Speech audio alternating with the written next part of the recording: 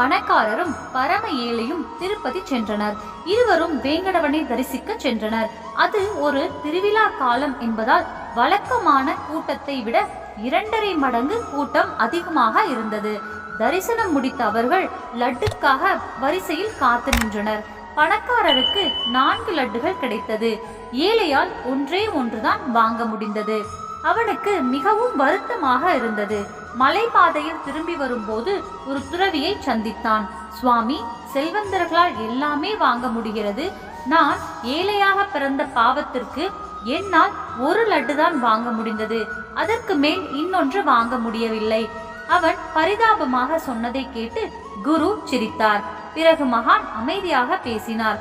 அந்த பணக்காரனுக்கு 4 லட்டு கிடைத்திருக்கலாம். ஆனால் அவரால் துளி கூட சாப்பிட முடியாது. ஏனென்றால் அவருக்கு சர்க்கரை வியாதி. ஆனாலும் அவர் அவற்றை வாங்கியது ஏன் தெரியுமா? தன் உறவுகளுக்கும் நண்பர்களுக்கும் பகிர்ந்தளிக்க. பக்தியின் நோக்கம் என்ன தெரியுமா? பிறருக்கு பகிர்ந்து அளித்தால்தான் அவரவருக்கு கிடைப்பதில் எவ்வளவு முடியுமோ அவ்வளவை மற்றவர்களுக்கு பகிர்ந்தளிக்க வேண்டும். அது மட்டுமல்ல, இதிலே இன்னொரு தத்துவமும் புதைந்துள்ளது. திருப்பதி லட்டு அமிர்தம் போல் சுவையானது. இதை யாருக்காவது சிறு துண்டு கொடுத்தால் கூட இன்னொரு துண்டு கிடைக்காதா என ஏங்க வைக்கும்.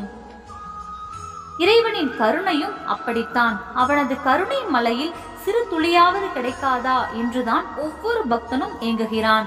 உனக்கு கிடைத்த இந்த ஒரு லட்டில் சிறு துண்டை நீ எடுத்துக்கொள், மீதியை மற்றவர்களுக்கு பகிர்ந்து கொடு. ஏழுமலையான் உன் வீட்டிற்கே வந்து விடுவான் என்றார். ஏழையின் மனம் தெளிந்தது. சுபம்.